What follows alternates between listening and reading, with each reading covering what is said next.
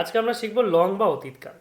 এবার অতীতকাল অর্থে আমরা প্রয়োগ কিভাবে করব, তা চলুন আমরা সেভাবে জানি। প্রথমত হচ্ছে তিনটি পুরুষ থাকে, প্রথম পুরুষ, মধ্যম পুরুষ এবং উত্তম পুরুষ। তিনটি পুরুষ আমাদের কাছে থাকছে এবং তিনটি বচন থাকছে, এক বচন, দ্বিবচন এবং বহু বচন, এবং তিনটি বচনেও আমাদের প্রয়োগ হয়। এবার দেখুন প্রথম পুরুষে আমাদের কি পেলাম, লং মানে অতীতকাল। অতীতকাল অর্থে মানে কেউ করেছিল, খেয়েছিল, গিয়েছিল, নিয়েছিল, এসেছিল, এই সমস্ত ক্ষেত্রে প্রয়োগ হয়। বা এসেছিলাম আমি। তা প্রথমত হচ্ছে পরধাতুর যে রূপ আছে, পরধাতুর রূপ আপনারা দেখতে পাচ্ছেন কি একটা অযুক্ত হয়েছে। যেমন আমরা করেছিলাম পাঠাতি, পাঠাতা, পাঠান্তি, এখানে কিন্তু পঠত, পঠতাম এরকম নেই। এখানে আছে কি অপাঠাত, অপাঠাত, একটা অযুক্ত হয়েছে। এক বচনে অপাঠাত, প্রথম পুরুষের এক বচন অপাঠাত, দ্বিবচন অপাঠতাম, বহুবচন অপাঠন। মধ্যম পুরুষে কি বলছে অপাঠহ, দ্বিবচন অপঠতম, আর মধ্যম পুরুষে বহুবচন অপঠতা, তুমি ক্ষেত্রে। আর উত্তম পুরুষের ক্ষেত্রে কি হচ্ছে অপঠম, অপঠাব, অপঠামা।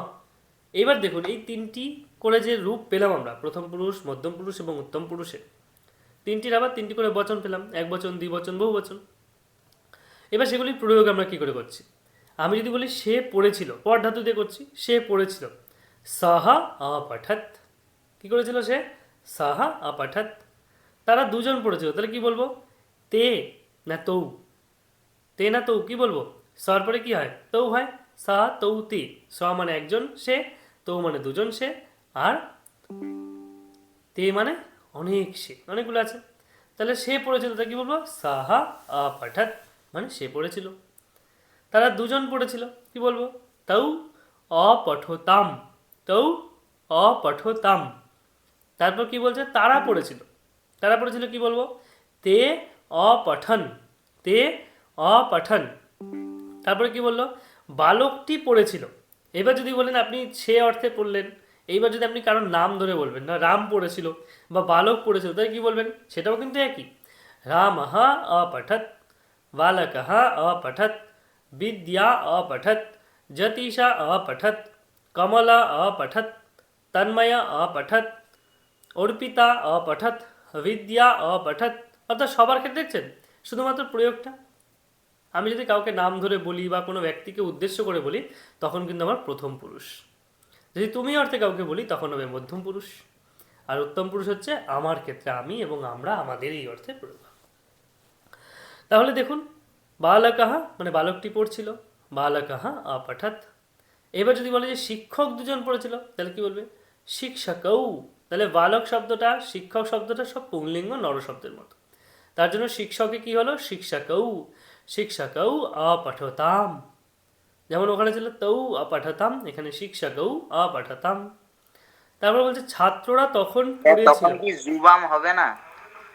না, এখানে যুবাম কেন বলবো, এখানে তো যদি এখানে থাকতো যুবাম কখন হয়, যদি তুমি অর্থে প্রয়োগ করছি, তম ইউবাম জুয়ম। এখানে তো তুমি বলছি না, এখানে শিক্ষকরা পড়ছে, শিক্ষকদের উদ্দেশ্য করে বলছি না, শিক্ষকরা পড়ছে। আমি তো উল্লেখ করে দিলাম শিক্ষক।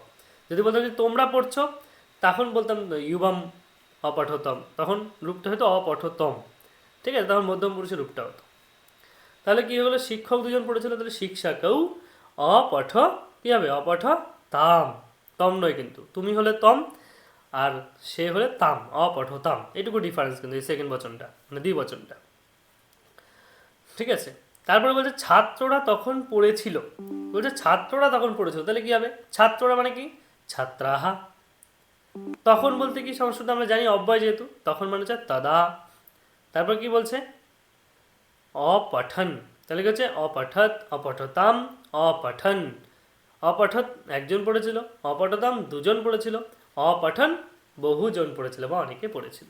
পরিষ্কার সবার কাছে নিশ্চয়ই বুঝতে পারলাম, বোঝাতে পারলাম। চলুন মধ্যম পুরুষ, এবার মধ্যম পুরুষে আসছি, মাঝখানেরটায়। এটাও এক বচন, দ্বিবচন, বহুবচন, তিনটি রূপ আছে। বলছে কি মধ্যম পুরুষের প্রয়োগ হচ্ছে ত্বং, তুমি পড়েছিলে, তুমি পড়েছিলে, তাহলে কি হচ্ছে ত্বং অপঠঃ, ত্বং অপঠঃ বিসর্গ, মনে রাখতে হবে। এ বলছে তোমরা দুজন পড়েছো, তাহলে কি বলবো, ইউবাম অপঠতম, ইউবাম অপঠতম। এবার বুঝতে পারলেন কমলবাবু, ইউবাম অপঠতম। কে প্রশ্ন করলেন ভুলে গেলাম, যে করেছিলেন। তাহলে কি হলো, ইউবাম অপঠতম, পরিষ্কার হলো। এরপরে বলছে কি, বলছে তোমরা দুজন পড়েছিলে হলো, এবার তোমরা পড়েছিলে, তাহলে কি ছিল, অপঠহ অপঠতম অপঠত, তাহলে অপঠত হবে। বলছে তোমরা পড়েছিলে, তাহলে কি ইয়ং অপঠত। পরিষ্কার। তুমি পড়েছিলে ত্বং অপঠহ, তোমরা দুজন পড়েছিলে ইউয়াং অপঠতম, তোমরা পড়েছিলে ইউয়ং অপঠত। পরিষ্কার। তারপরে বলছে স্যার শেষেরটা আরেকবার বলুন স্যার। অপঠত, অপঠত, ঠিক আছে। তোমরা পড়েছিলে মানে তোমরা অনেকে যেহেতু আছো সেই জন্য হচ্ছে ত্বং অপঠত। এইবার বলছে তুমি গতকাল পড়েছিলে, তুমি গতকাল পড়েছিলে, তাহলে কি হবে, ত্বং হিয়া অপঠহ, ত্বং হিয়া অপঠহ। পরিষ্কার। ত্বং হিয়া অপঠহ মানে তুমি, যেহেতু তুমি গতকাল পড়েছিলে, গতকালটা উল্লেখ করলো খালি। তারপর বলছে তোমরা ধীরে ধীরে লিখেছিলে, তোমরা ধীরে ধীরে লিখেছিলে, তাহলে তোমরা কি হচ্ছে, তোমরা বহুবচন, তম ইউবাম ইউয়ং, তাহলে ইউয়ং হলো, ইউয়ং ধীরে ধীরে, ধীরে ধীরে সমস্যা কি, শনাই শনাই, শনাই শনাই। এবার লিখেছিলে, যেহেতু তোমরা বহুবচন আছে তাহলে কি হবে, অপঠতের মতো অলিখতা হয়ে গেল। এবার যদি বললাম তোমরা খেয়েছিলে, তাহলে কি হবে, ইয়ং অখাদতা, ঠিক আছে।